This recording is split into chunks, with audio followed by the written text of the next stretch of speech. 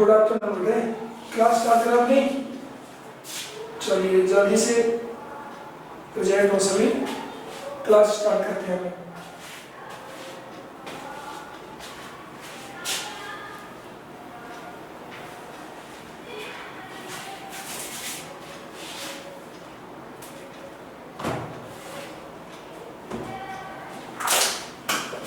कल हमने मॉडल्स की एक्सरसाइज की एक दो,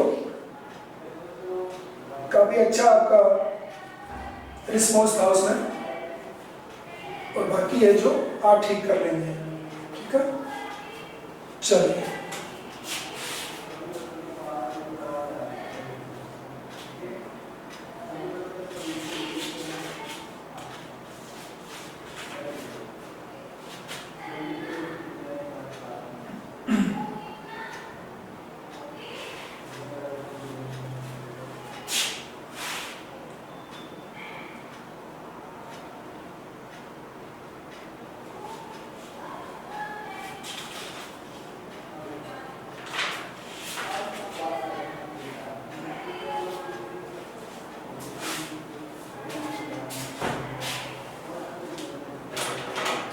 चलो स्टार्ट करें।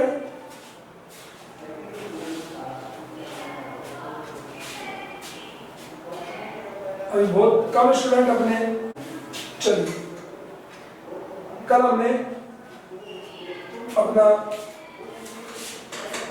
मॉडल कंप्लीट किया था।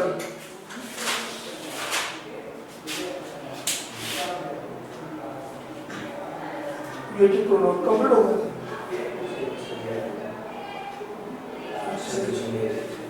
ओके, कल हमने एक्सरसाइज की अपनी रिलेटिव प्रोनाउंस की, है ना। आज हम नया टॉपिक स्टार्ट करेंगे।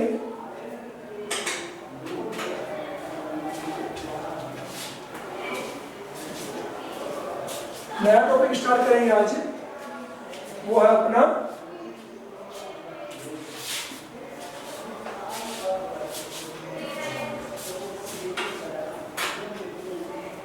कंजंक्शंस।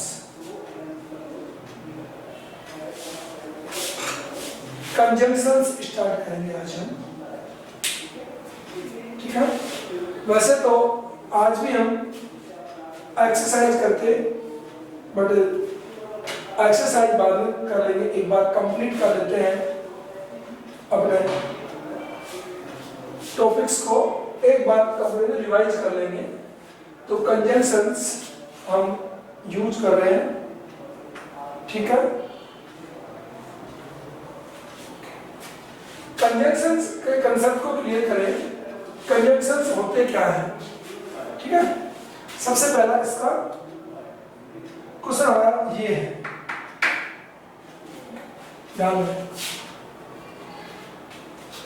कंजंक्शंस आर दो devices which connect two sentences into one। Conjunction दो सेंटेंस को सिंगल सेंटेंस में चेंज करने में यूज आते हैं, पहली बात। अब बात करते हैं कि कंजंक्शंस के टाइप कितने होते हैं। How many types of conjunctions, okay. देखिए, टू टाइप्स कंजंक्शन हम यूज करते हैं। नंबर वन, को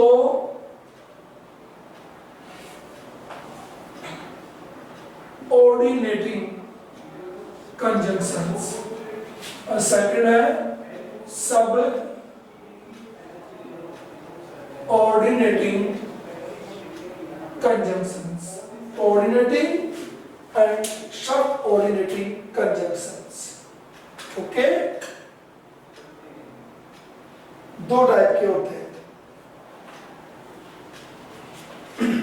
चलिए, तो कोऑर्डिनेटिंग कंजंक्शंस क्या होते हैं एंड सबऑर्डिनेटिव कंजंक्शंस क्या होते हैं, इस बात को ध्यान दे सकते लोग, क्लियर कर लें। कोऑर्डिनेटिंग कंजंक्शंस जिन डबल सेंटेंस को कनेक्ट करते हैं, ये सेंटेंस, दोनों सेंटेंस कैसे होते हैं, सिंपल सिंपल।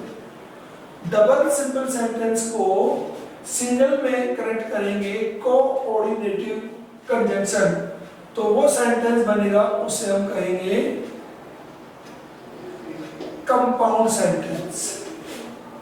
इसका मतलब क्या हुआ कि कोऑर्डिनेटिंग कनेक्टिव्स जिन दो सेंटेंस को कनेक्ट करते हैं वो दोनों सिंपल सेंटेंस होते हैं, और बनने के बाद जो सेंटेंस होगा उसे कंपाउंड सेंटेंस कहते हैं। अब कंपाउंड सेंटेंस का मतलब क्या है कि दोनों सिंपल सेंटेंस जो कनेक्ट हुए हैं वो कंपाउंड हो गया। और सिंपल सेंटेंस क्या होते हैं? इंडिपेंडेंट होते हैं, स्वतंत्र होते हैं। सिंपल सेंटेंस इंडिपेंडेंट होते हैं, मींस स्वतंत्र होते हैं। तो दोनों इंडिपेंडेंट मिलकर के एक कंपाउंड आते हैं, मींस से डबल इंडिपेंडेंट सेंटेंस का जो कॉम्बिनेशन है वो कंपाउंड सेंटेंस होता है। और डबल इंडिपेंडेंट सेंटेंस को अगर कोई चीज कनेक्ट करेगी तो उसका नाम है कोऑर्डिनेटिंग कंजंक्शंस। अब कोऑर्डिनेटिंग कंजंक्शंस कौन कौन होते हैं वो हम स्टडी करते हैं। पहले हम स्टडी करते हैं कोऑर्डिनेटिंग। और सबऑर्डिनेटिंग कैसे होते हैं बता देता हूं, आपको में ध्यान देंगे सभी। सबऑर्डिनेटिंग कंजंक्शंस होते हैं, ये भी डबल सेंटेंस को कनेक्ट करते हैं, लेकिन इन डबल सेंटेंस में एक सेंटेंस एक तो होता है independent,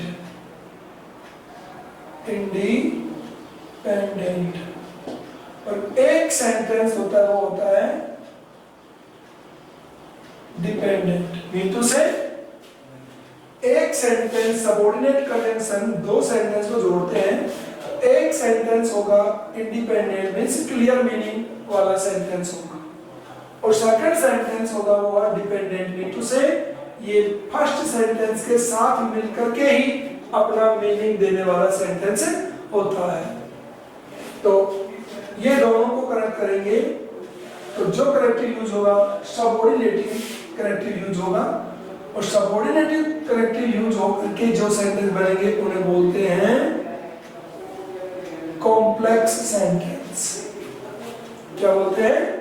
very good, complex sentence. ये बात आपको याद रखनी है। तो सेंटेंस आपका कॉम्प्लेक्स होगा या कंपाउंड होगा, ये डिसाइड कौन करता है? Conjunction decide this. इस बात को कंजंक्शन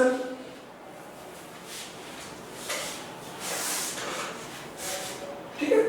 तो यहां से स्टार्ट किया है, देखिए कंजंक्शंस हम स्टडी करेंगे। टॉपिक है हमारा कंजंक्शन। कंजंक्शन टू टाइप्स आपको दिखाया, और फर्स्ट टाइप कोऑर्डिनेटिव कनेक्टिव्स होते हैं वो कंपाउंड सेंटेंस क्रिएट करते हैं, और सबऑर्डिनेटिव होते हैं जो कॉम्प्लेक्स सेंटेंस को बनाते हैं। अब हम पढ़ेंगे कोऑर्डिनेटिव कंजंक्शंस के थ्रू डबल सेंटेंस को एक जगह करना, तो बनेगा कौन? कंपाउंड सेंटेंस बनेंगे, बनने वाले को। और अपना मीनिंग तो है कि कोऑर्डिनेटिव कंजंक्शन से सेंटेंस को कैसे जोड़ते हैं, ये हम सीखेंगे। चलिए, तो पहले हम कोऑर्डिनेटिव कंजंक्शंस को स्टडी करेंगे, ठीक है।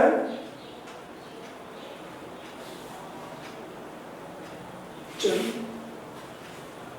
कोऑर्डिनेटिव कंजंक्शंस को हम यहाँ कंजंक्शंस में नंबर 1 हम स्टडी कर रहे हैं, कौन सा?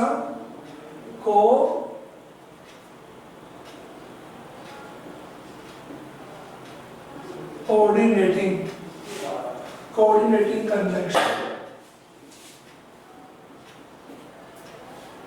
कोऑर्डिनेटिंग कंजंक्शंस हम स्टडी कर रहे हैं, ठीक है।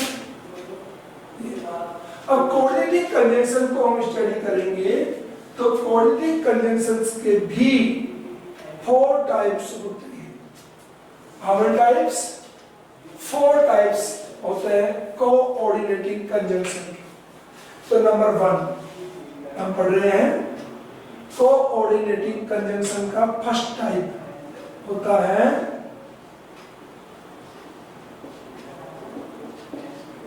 Cumulative conjunctions. फर्स्ट टाइप क्या होता है? Cumulative conjunctions. और कुमुलेटिव कंजंक्शंस कौन कौन होते हैं वो मैं ब्रैकेट में आपके सामने यहीं पे लिख देता हूं, फिर नीचे एग्जांपल ले लेंगे। नंबर 1, कुमुलेटिव कंजंक्शंस कौन कौन होते हैं, ठीक है? देखिए, and, also,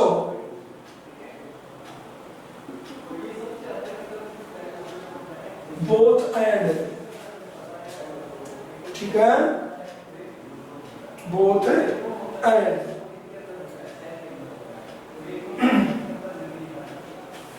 as well as, as well as. Now, two or no less than.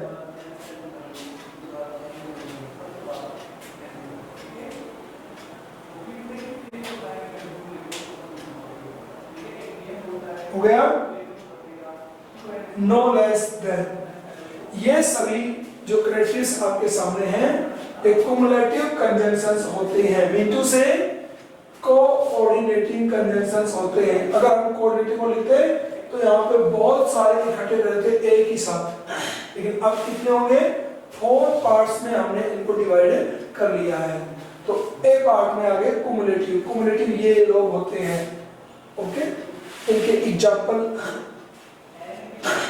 हमें साथ में लेते चले, ठीक है ना? साथ में एग्जाम्पल ले लें इनके, या फिर एक साथ लिखे सबको। चलिए, बी लिखता हूं मैं, इनको पहले स्टडी कर लेते हैं। बी लिखिए, पॉइंट बी होता है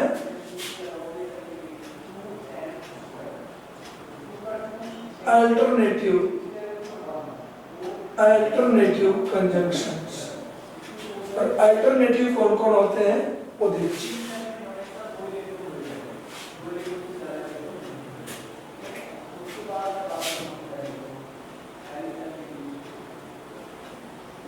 either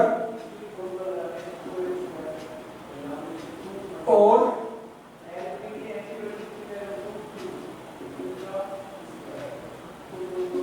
neither nor, else,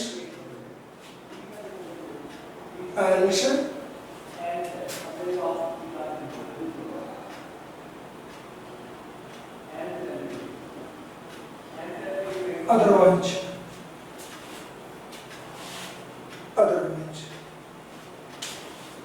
ठीक है? सी, third number,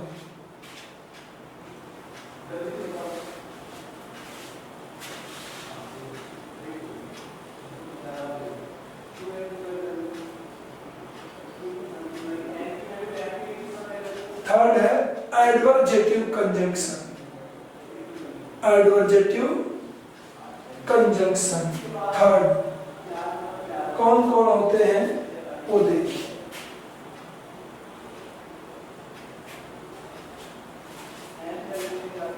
but, yet, still, only,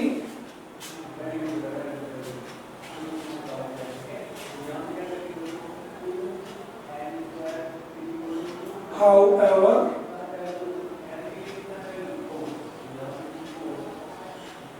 nevertheless,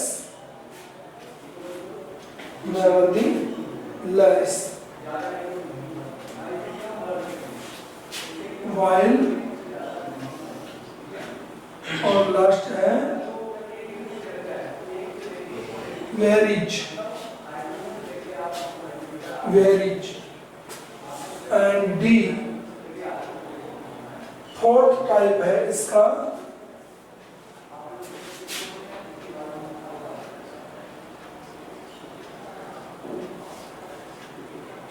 elective, elective fourth है।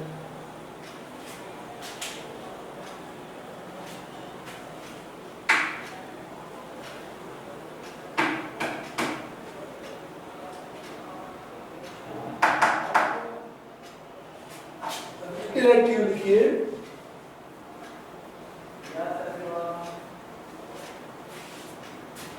फोर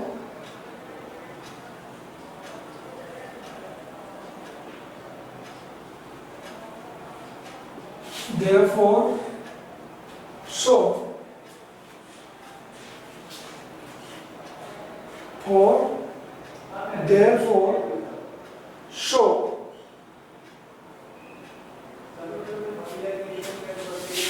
then so then, हो गए। आराम से लिखें, जल्दबाजी ना करें, गलतियां ना करें। आपको लिख दिया है, कंप्लीट करें। अब देन ढंग से सुने। चले आगे देखिए। कुमुलेटिव मीन्स क्या होता है समझ लेंगे सब लोग। इसका वर्ड मीनिंग और देख लेंगे। Cumulative. Cumulative shows bond.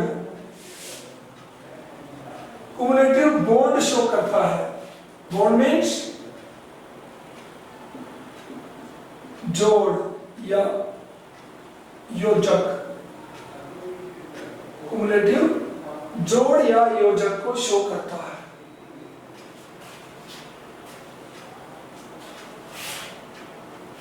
Second है alternative. Okay, it gives choice. इसमें चॉइस होती है अल्टरनेटिव में। ओके, थर्ड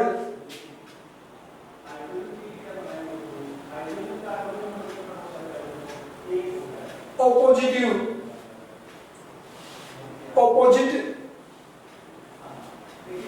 ऑपोजिट मीनिंग साथ में देती है एडवर्सिटिव। ऑपोजिटिव यानी या ऑपोजिट बात भी अपने को बोलती है। एडवर्सिटिव हो सकता है विरोधाभासी, अल्टरनेटिव का विकल्प। ठीक है। और फोर्थ है इलेटिव, और इलेटिव होती है रिजल्ट शो करती है। इलेटिव क्या शो करती है?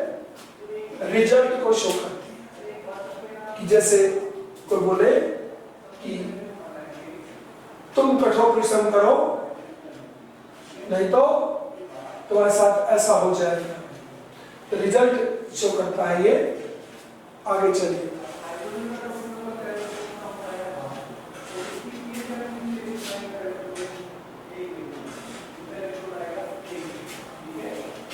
यहां तक लिखा सबने?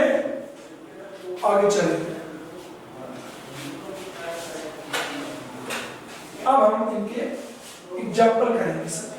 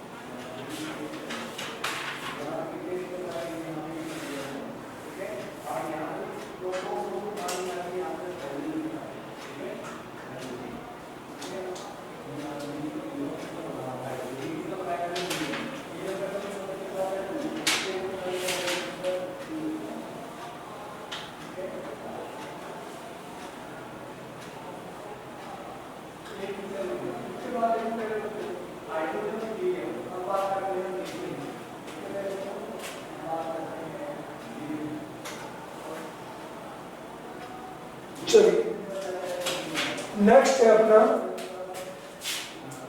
जो सेकंड टाइप था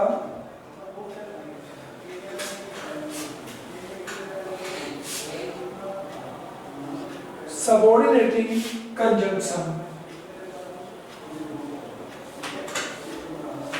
सबऑर्डिनेटिंग कंजंक्शंस, जो सेकंड टाइप था उसको हम देखेंगे। सबऑर्डिनेटिंग कंजंक्शंस कौन कौन होते हैं ये हम स्टडी करेंगे यहाँ पे, ठीक है।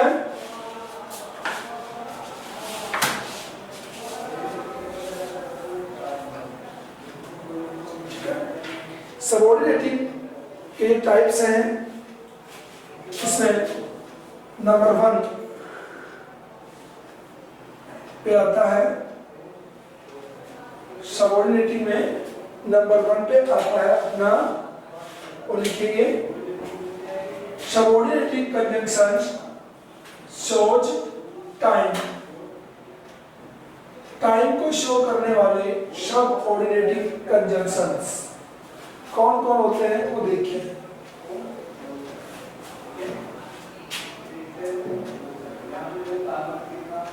when, whenever,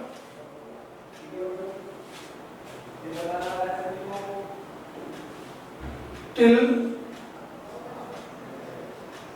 until,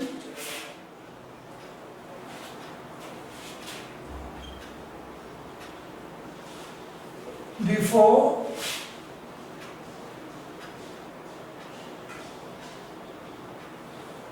after,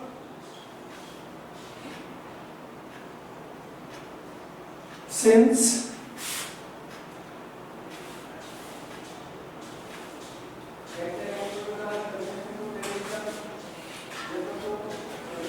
since,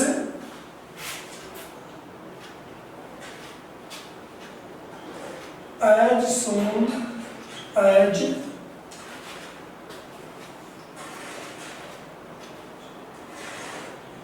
as long as, और लास्ट है इसमें just as,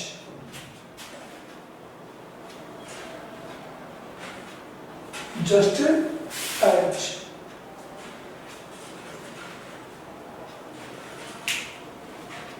ठीक है, और इसमें एक और लिख दीजिए जो आप इसके बारे में पसंद नहीं कर सकते हैं, इसको अंडरलाइन कर देंगे, लास्ट वाले को अंडरलाइन कर देंगे सब।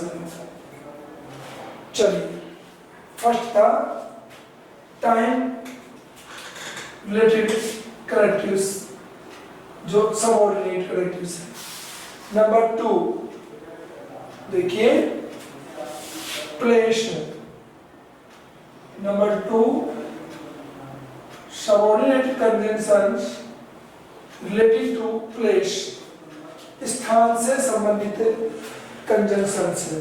कौन कौन है इसमें?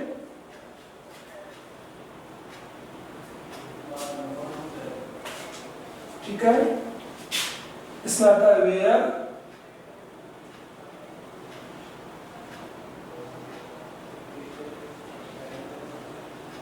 wherever,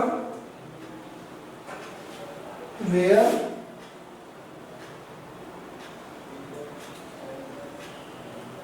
wherever,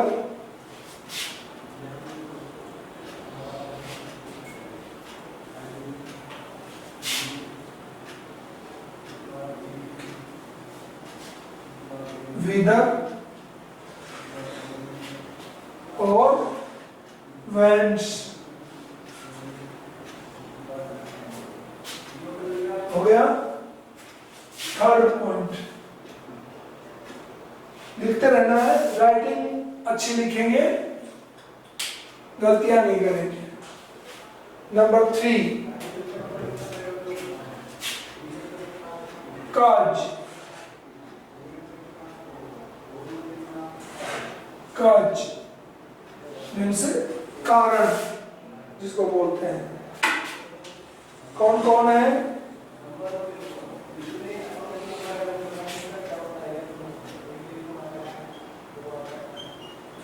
since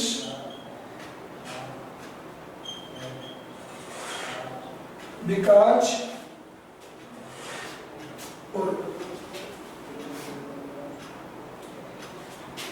as or that, as or that. Number 4 को मैं यहाँ लिखूंगा, नंबर 4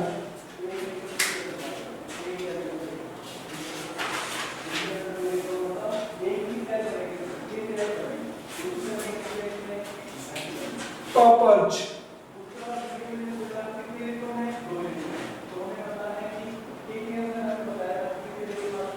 पापज वाले कौन कौन है वो देखिए।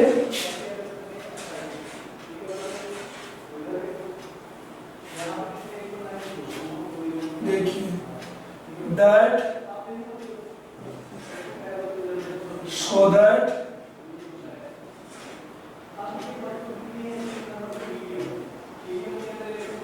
in order that, or lest, और lest ये पापा वाले हैं। नंबर 5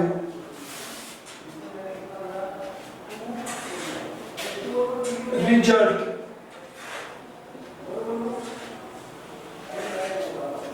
अब आप लोग ये भी कह सकते हैं बीच में हल्का सा ब्रेक लेके कि सर ये रिजल्ट तो आप पहले पढ़ा चुके हैं, रिजल्ट शो करते हैं illative, illative shows the result, okay. Illative conjunctions result show करते हैं, and here is also result conjunctions. तो do you know the difference about this? Difference पता है कि इन दोनों का? ना, ऐसे नहीं होना चाहिए। मैं बिलीव कर रहा था कि आपको डिफरेंस पता है, इसलिए मैंने चलते हुए फालतू में इस क्वेश्चन को छेड़ा है, अदरवाइज तो लिख रहे थे आराम से, मैंने बीच में रुक करके नया पंगा बोल ले लिया है ना। नहीं, ध्यान दे सभी, मैंने इसलिए कि आप लिखते लिखते बोर हो गए हो, थोड़ा रुक जाएंगे। कुछ लोग तो लगे हुए होंगे खींच के, क्यों दिख तो रहे नहीं अपने, वो तो लिखने में लगे हुए हैं, उन्हें पता नहीं कहाँ जाना है उनको, दिख नहीं रहे हो, छुपे हुए हैं उन्होंने। तो बीच में क्यों रोका है एज ए रिजल्ट में? Because we are studying subordinating conjunctions and those were the coordinating conjunctions, okay। Elective में जो हमने स्टडी किया है वो कोऑर्डिनेटिंग थे, और रिजल्ट में हम स्टडी कर रहे हैं वो सबऑर्डिनेटिंग है। क्लियर? इलेक्टिव में जो करेक्टिव्स यूज हुए हैं, इलेक्टिव में जो करेक्टिव्स यूज हुए हैं वो कंपाउंड सेंटेंस बनाएंगे, और रिजल्ट में जो यूज होंगे वो कॉम्प्लेक्स सेंटेंस बनाएंगे। Clear now? इसलिए बीच में आपको रोका है कि आप लोग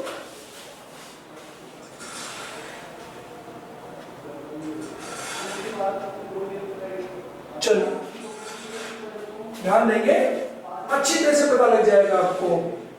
चलिए आगे रिजल्ट को लिखेंगे हम, रिजल्ट, रिजल्ट में आएगा सो दैट सचिन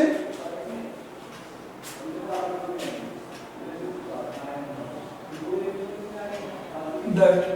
देखिए हमें हर जगह जहां भी हम स्टडी करेंगे हर जगह आपको पूरा माइंड यूज करना है। इधर देखिए एक बार, स्टॉप राइटिंग, देखिए यहाँ पे है दैट, अकेला दैट, तो किसमें आ गया?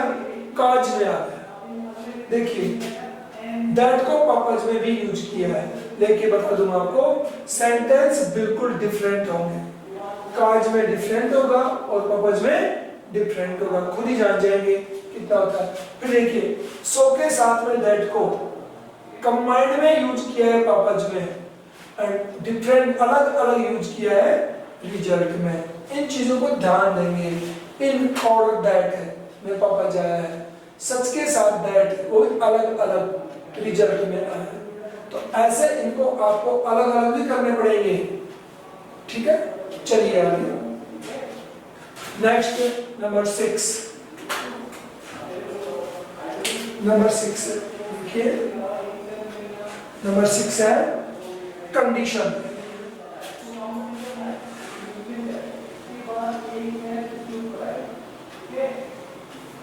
कंडीशन को शो करने वाले कनेक्टिव्स, ठीक है, कौन कौन होते हैं? If, if, unless, unless,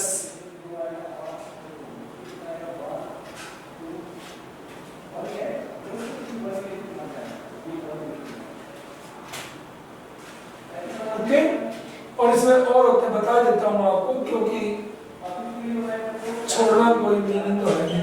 supposing word use होता है, वो भी कंडीशन में आता है, सपोजिंग। और साथ में एक वर्ड और है इसका, वो भी लिख देंगे यहाँ पे, वो है provided.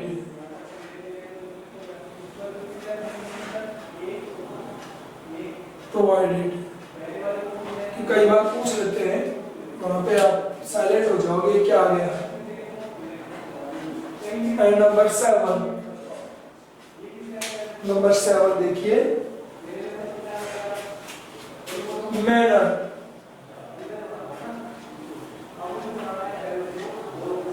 Manner indicating conjunctions, manner को शो करने वाले कंजंक्शंस कौन कौन होते हैं?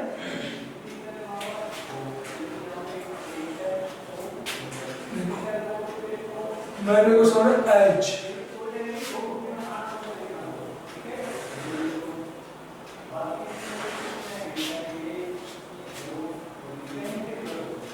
एज शो,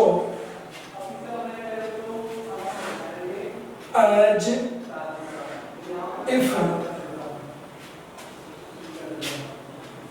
as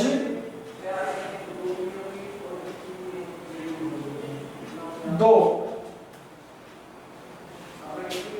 और so far as, so far as, ये मैनर को शो करने वाले हो गए।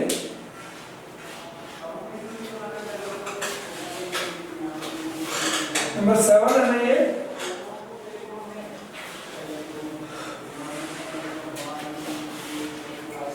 नंबर 8 है, नंबर 8 कंपैरिजन। नंबर 8 है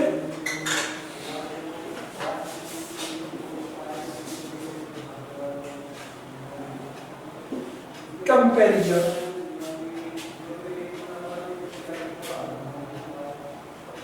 सॉरी यस और कंपैरिजन।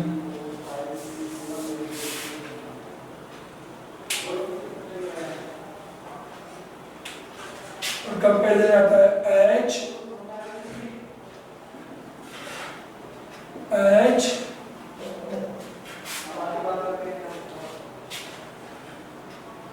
सो एच और देन।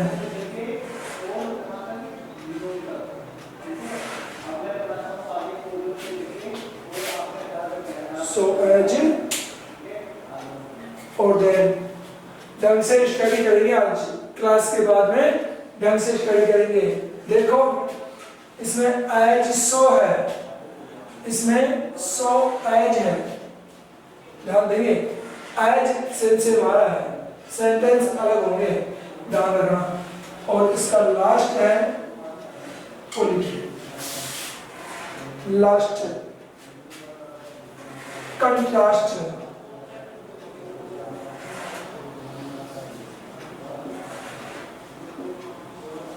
कंट्रास्ट है, कंट्रास्ट का मतलब होता है डिफरेंस, डिफरेंस अंतर,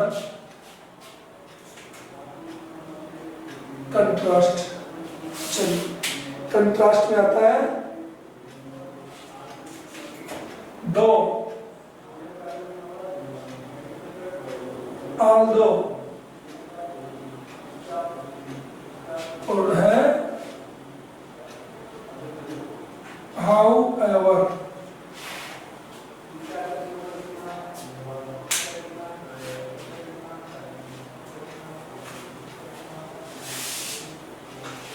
देखिए